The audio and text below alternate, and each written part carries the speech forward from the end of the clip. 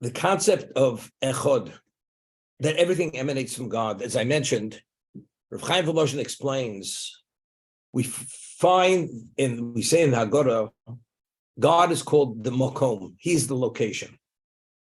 Baruch HaMakom Baruch Hu. Blessed is the Makom, blessed is He.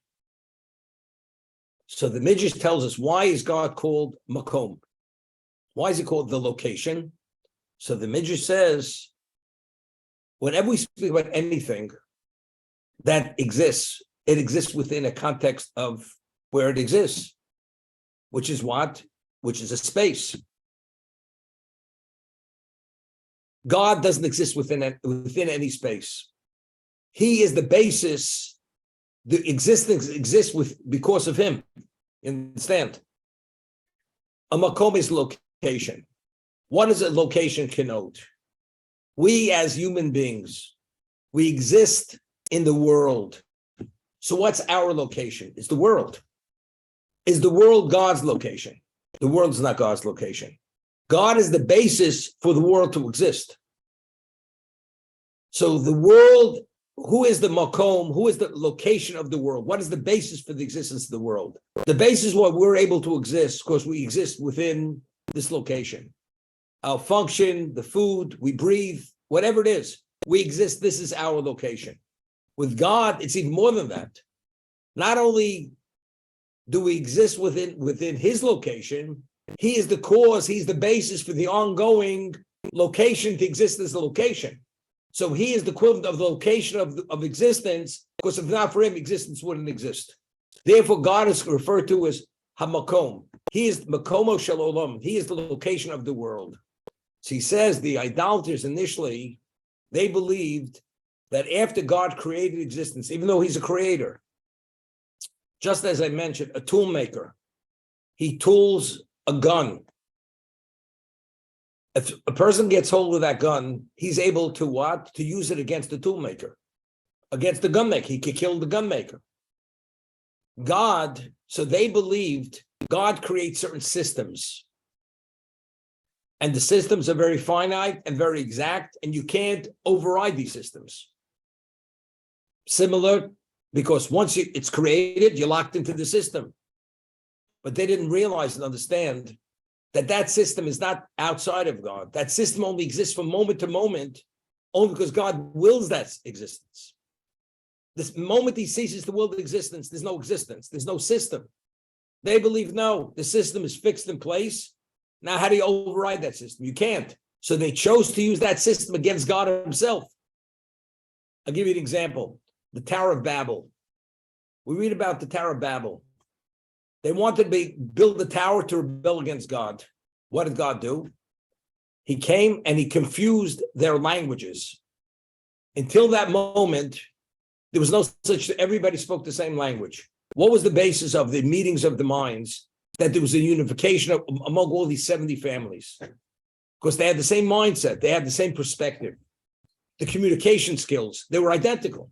What does God do? He disrupts their language. Each one assumes another language, which is another perspective. As every culture has its own unique perspective, the 70 families took on 70 perspectives. Immediately, this disrupted the whole plan to build the tower against God, because they couldn't have a meeting of the minds. But what was even the consideration? God Himself is the creator. How do you go and build a tower to use the energies of the world to go against the creator? The answer is because once these energies are created, whatever God's relevance is to this existence, we're able to keep Him out. It's like, you build a person has a house. You put a lock on the door and the builder doesn't have the key or the combination into that lock. He can't open the door. They're going to lock God out of existence. By building this tower, they're going to lock Him out. But they don't understand the basis for every aspect of this existence, including the tower, including them, is because He wills them every moment. So they can't go against Him, because if He chooses to stop willing them, there's no them. And there's no tower, there's no existence. So that's what He did. He came down and He disrupted the whole project. By giving each family another persona, each one assumed another perspective. It was the end. That was the end of the project. But the idolaters and Pharaoh, the same thing. Moshe says, I represent the God who's infinite. He says there's no such thing. Everything's finite. Whatever's infinite has no relevance to existence. Existence is very finite.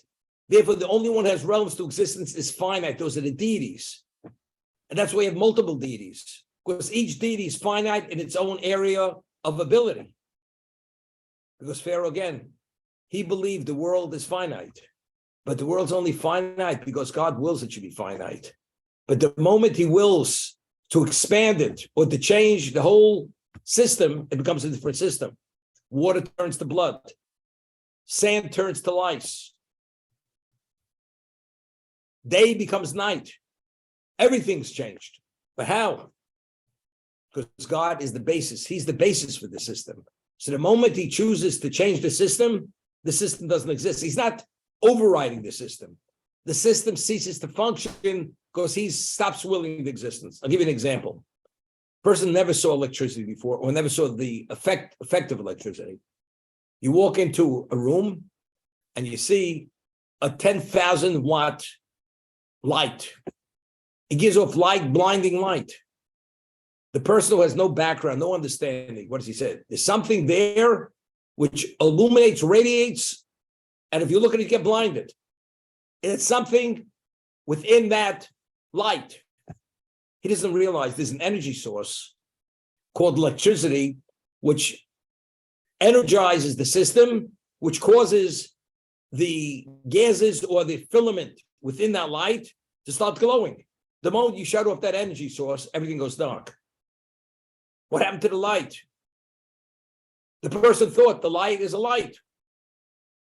And the person touches it, can't put it out because he doesn't understand the background of that light is the electric system.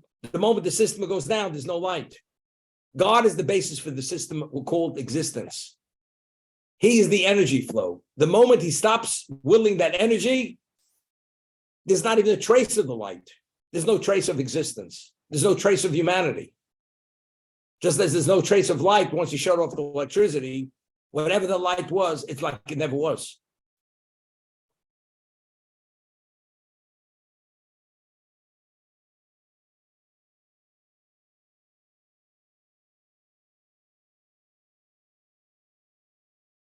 You know, the Talmud tells us in one location that a lion or any predator animal, when it sees another species, it sees it as an animal.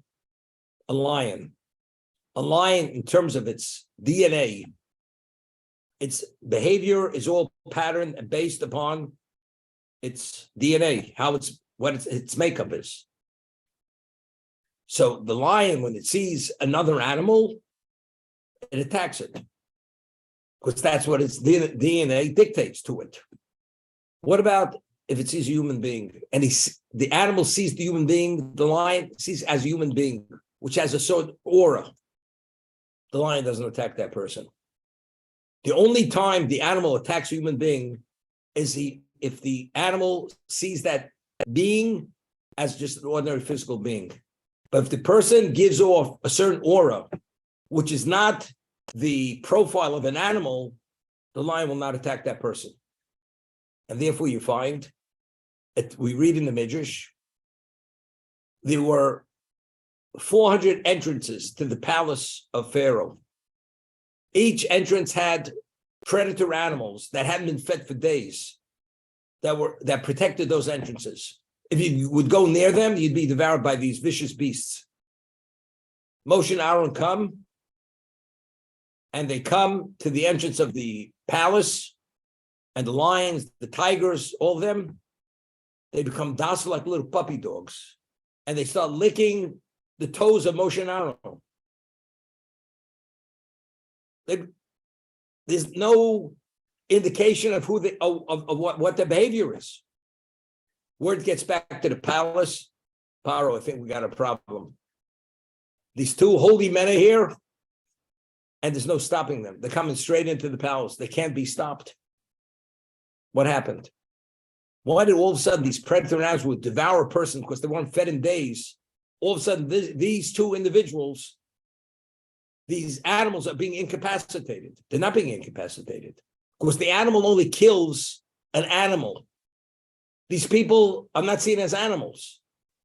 Moshe and Aaron, they radiated a holy aura. So based on the DNA of what an animal, the way it behaves, it doesn't see these people as animals. Therefore, they don't attack. The story about Daniel and the lion's den.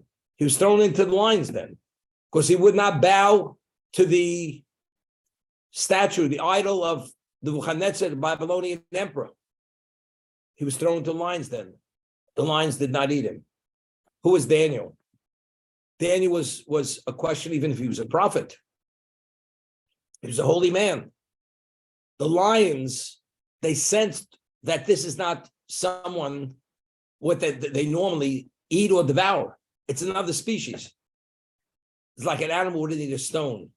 A lion, it's not going to eat a stone. Why not? It has no intelligence, doesn't need intelligence. It's instinctively, based on its makeup, it knows the stone is not something you eat. So a human being who's seen as a human being due to his dimension of spirituality, that his soul radiates something, an energy, which an animal doesn't, this is a species they don't go near. That's Daniel and lions then. The most recent story about somebody being thrown into a lion's den was the Orach Chaim HaKodesh. Orach Chaim HaKodesh, his name was Rav Chaim Ben Attar. He lived in Morocco in the 1700s, which is not long ago. And he was known as a jeweler, or a person who made gold, one of a kind. He was a goldsmith. And the Sultan or the Emir of Morocco, or the King of Morocco, his daughter is getting married. And he heard about Rav Chaim Ibn Attar, that he's this expert goldsmith, and he wanted certain pieces of gold or jewelry to be made for the wedding. And the wedding was a short time off, and he sends his emissary, his agent, him to commission certain pieces of gold vessels or whatever he wanted made to be used at the wedding or jewelry for the wedding. So Rav Chaim Ibn Attar says to this agent who sent him, he says, look, I only work 2 hours a day. 2 hours a day. The rest of the day I pray and study. There's not enough time to produce that kind of what you're asking, to produce that order that you're giving me. The agent of the king or the emir says, I never heard of such a thing. If the king says you must, you must. He says, I'm just telling you, I don't have the time because I only work 2 hours a day. He says, if you don't meet the order in time, your life is worthless. He says, look, I'll do my best. Comes the time of the wedding, the jewelry is not ready, or whatever was commissioned is not there. The king is livid. He's not going to be, this man disgraced him. He doesn't have those special pieces of gold for his wedding, his daughter's wedding. He gives the order, throw him into the lion's den, into the lion's pit. Okay? He's wearing his tefillin, he's wearing his talis, he has his books, and he's led into the lion's den. There was a stone, he sits on the stone, immerses himself in learning. Okay? Next day, the emir comes after the wedding. He's going to visit the remains of this great rabbi. To show what happens to a person who defies and does not meet the dictate of the king. Next day, they come. He's sitting on the stone as he went in with his tefillin, bent over the books, immersed in the books. Can't believe it.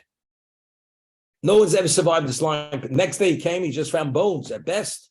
And this rabbi, he went and he begged forgiveness. And he asked the rabbi to pray for him because he felt, because what he did, the level of disrespect, what he had done, he may forfeit his kingdom. or may become deathly ill, or be cursed. You understand? This is in the 1700s. How's it possible? It's a miracle. It's not a miracle. It's not a miracle. If a person that has that level of holiness, he actually exudes an aura. Because of that aura, every person could have that. Every Jew could have that aura. If you have that aura, meaning if you're immersed and you live a life of holiness, of sanctity, your soul radiates that aura. It's not a miracle. That's a reality. As a result of that, the lion's going to go near him. So again, it's not a miracle. A person has vision which is beyond normal vision. And whenever he aims at something, he always hits the bullseye, the target. Nobody's ever done it before. They say, this is a miracle. How did you do it? He says, not a problem. If you would have my vision and you'd see it the way I could see, for me, it's natural. I'm able to see it exactly. I aim, I hit the target. You people, because your vision is not as acute as mine, therefore you can't hit the target. Is it a miracle? It's not a miracle. It's the same thing. There's a story which I once told where Rabbi Chanan Wasserman, Zeichat Tzaddik Levrocha, he was murdered by the Nazis in the 1942 in Kovna. He had a yeshiva. It was a yeshiva. The eldest student was 21 years old. You would enter the yeshiva at 16 to 21. That was the age of the boys. He had about 350 students, and it was a small town in Lithuania. The name of the town was called Branovich. Branovich. That's the name of the town. And he was the one who said the public lecture. And he said every day a public lecture. And all the boys would come to his lecture. They had other classes, they had teachers would teach them, but he would say every day a public lecture. In the middle of the afternoon study session, all of a sudden, a bunch of Jewish hooligans who are communists come into the yeshiva and they want to disrupt the study session because they're anti-religious. They're opposed. They were called Bundes, Yiddishists, whatever you want to call them, socialists, anti what this is all about. And they come in and they're carrying clubs. And they come in, and the moment they walk in, silence falls. Everybody stop studying. Rabbi Wasserman is there, and he's starting to see red. He's getting very upset. These hooligans, they come, 350 boys, young men studying, and they're coming, disrupting, they can't study. So he goes over to them very nicely, in a gentle tone, he says, could you please leave? You don't belong here. You're disrupting the study session. They start laughing at him, an old man telling them what to do. They just totally ignore him. And they're waiting to start fighting. They want to have what they call a brawl. They have these clubs. They're going to take on as many students are there. Rabbi Wasserman goes over, he says, I'm asking you again, you must leave. And if you don't leave, you're going to regret it. Again, they start laughing, mocking him. What's this old man going to do?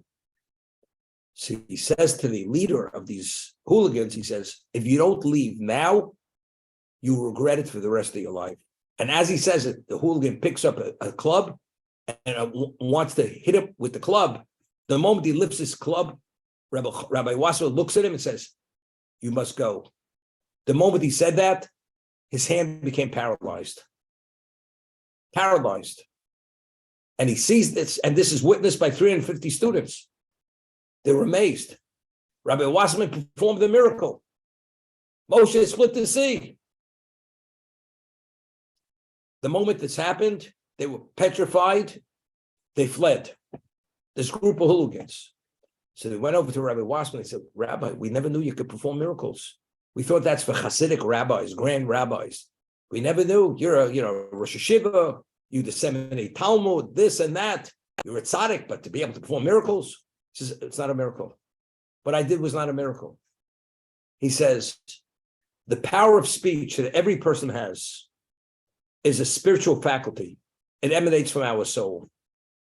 If you have a knife made of special metal and it's sharpened a certain way, and every time you use it, you clean it, you oil it, and you don't let it become corroded and crusted over, that knife will never become blunted. It'll always retain its full value and effect as that very sharp knife. If a person goes and uses his power of speech to speak Lashon Hara, to speak lies, to say things that shouldn't say, vulgarities, the power of speech, it becomes damaged. It becomes blunted. It becomes corroded. It loses its spiritual value. Therefore, what we say, it's not as effective. Whoever we speak to, or whatever we say. He says, I'm a student of the Chofetz Chaim. He's the closest student of Chofetz Chaim. My mouth never says anything which is inappropriate.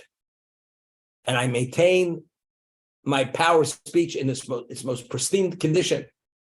Therefore, when I said to him, he better or else, my power of speech is the same as every one of you, except because mine is maintained at that special level, it has that efficacy, that it had that result, that consequence. It's not a miracle. It's not taking water, turning it into blood. It's not splitting seas. It's just the reality of who you are. The same thing, the aura. The aura is a reality.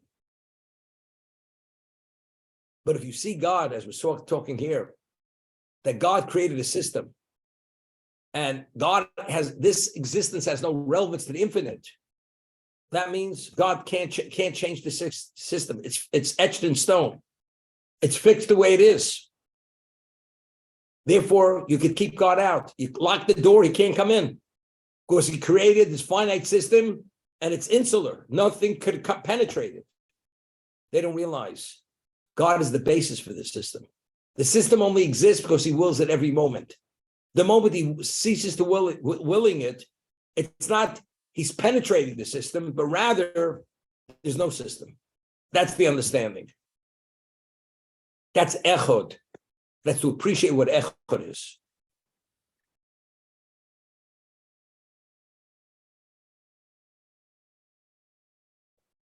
It's very interesting.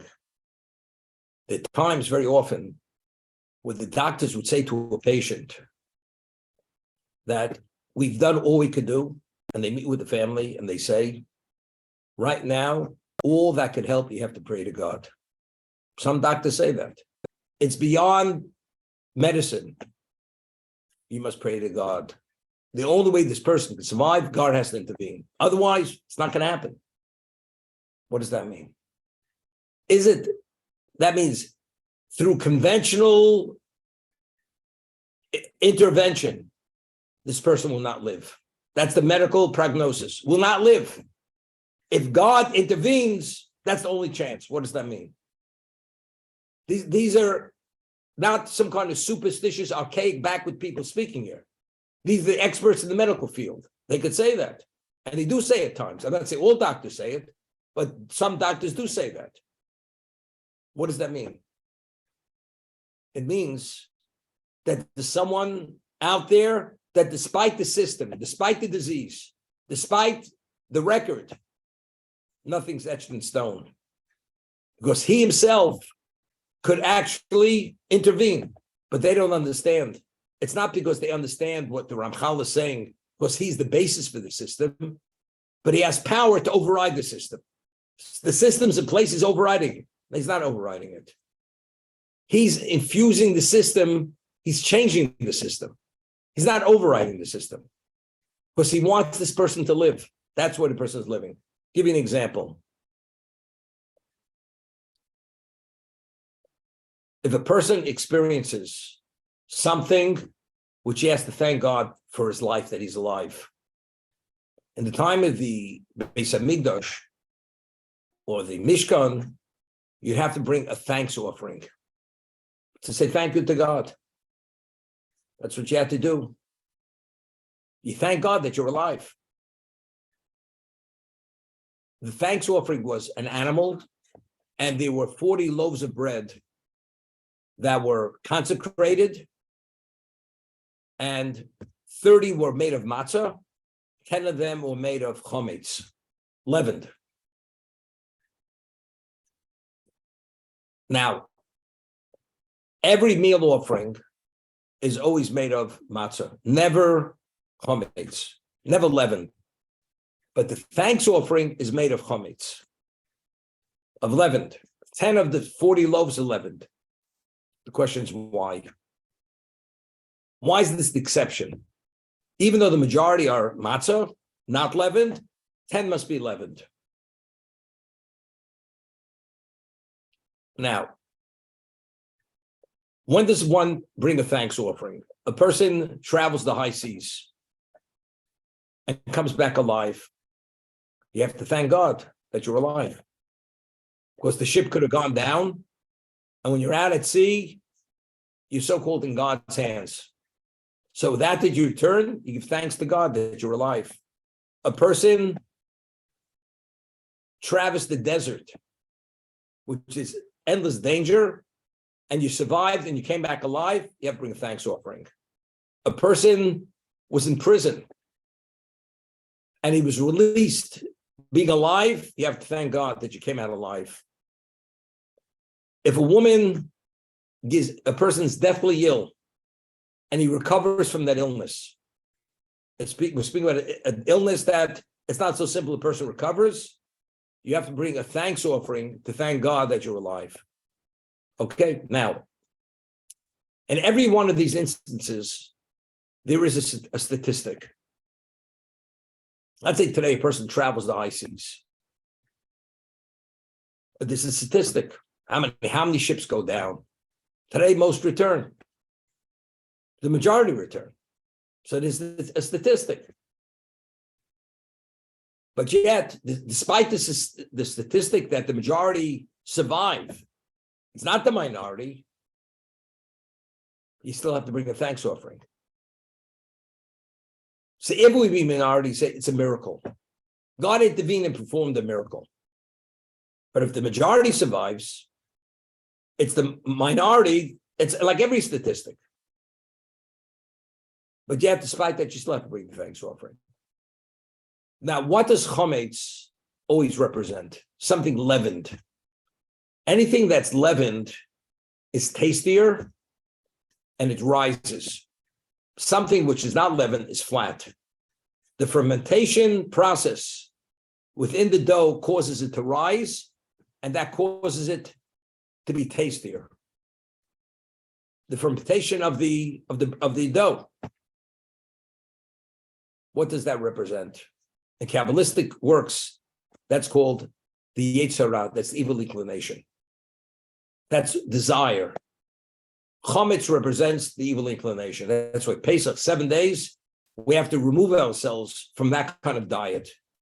That diet, we can't engage. We're not even permitted to possess something that has that level of representation. Okay? Now, you bring the what? The meal offering, 10 loaves are leavened. And that's brought as a thanks offering. What are we saying? You know, there's two ways to look at it. You can't come back from a sea voyage. You traverse the desert, you come out alive. You come out of prison, you're alive. You recover from an illness, you're alive. Let's say the statistic is most people do survive. So now I'm a little bit of in a dilemma here. That I survive, do I attribute it to the statistic? Or do I attribute it to God wanting me to be alive? This person says, what are you talking about? It's a statistic. The majority of people return, they're alive, they recover. It's true. You're calling it a statistic, but God wanted every one of those people who were part of that statistic to be alive. So it's just natural. Every one of those people, since they were in a state of danger and they came back despite it, therefore they have to thank God. I'm only alive, but there are another 10,000 people like me. But every one of those 10,000 people, God wants them to be alive. Therefore, you have to give thanks, because it would be natural I'll give you an example. Every person goes to sleep, you wake up in the morning. Most people wake up. 99% of people wake up. But we give thanks to God in the morning. We say, Modai, we thank God for returning our soul. You don't bring a thanks offering because that's the natural order of the world. You go to sleep, you wake up. You don't have to bring a thanks offering for waking up in the morning. Because you're not in the state of danger when you go to sleep. Here you are in a state of danger, but there's a statistic. Most people in this state of danger, they recover. But why did they recover? You know why? Because God wanted them to recover. Therefore, you have to say thank you. So the statistic itself is only the way we perceive it, but factually speaking, every one of those people who did survive is because God wanted them to survive, because despite the fact they were in a state of danger. What does that mean? It's not natural. Not natural.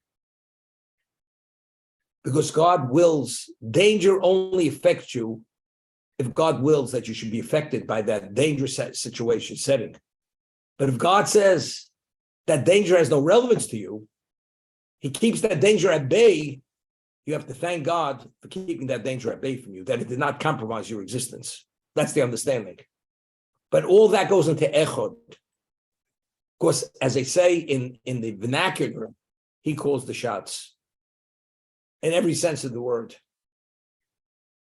Therefore, you have to say thank you. So when you bring the thanks offering, what does that say? I met the challenge. I could have attributed it to natural. It's natural. But I'm willing to acknowledge it's God, and I have a debt of gratitude. It's not so easy to have a debt of gratitude.